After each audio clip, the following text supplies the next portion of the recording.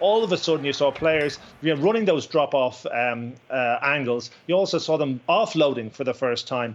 And of course, I didn't even get time to mention there, his kicking off the ground was immaculate. So I think that it wasn't only Finn Russell that could deliver that. I just don't think there was enough emphasis placed on that type of play in the lead-up. You're always going to get for Finn Russell, but if you instruct Dan Biggar correctly, if you pick Farrell, then they have the ability to do that as well. And Gatland played a conservative type of game plan the whole way through, hoping that it would be enough to get over the line against the Springboks.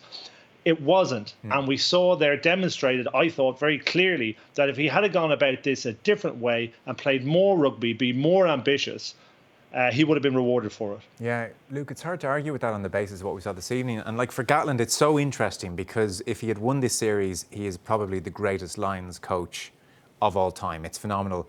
And now, based on, even just the footage Shane showed us there's pretty serious charges against Gatland in this tour. You couldn't say he ever found a game plan that they looked settled on. They certainly didn't have a 15 they were settled on at any stage. Very combinations untested, never found a centre pairing for one thing.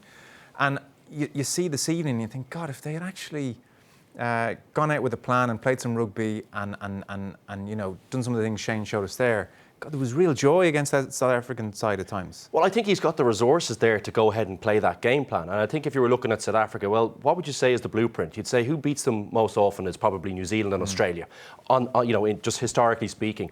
Those teams play. They are brave with the ball in hand because they know that if you take South Africa on over 3 tests, in the kind of tight exchange, and of course you need to get at least parity there. But if you try and take them on, if you're conservative in your own game plan, that plays into their hands.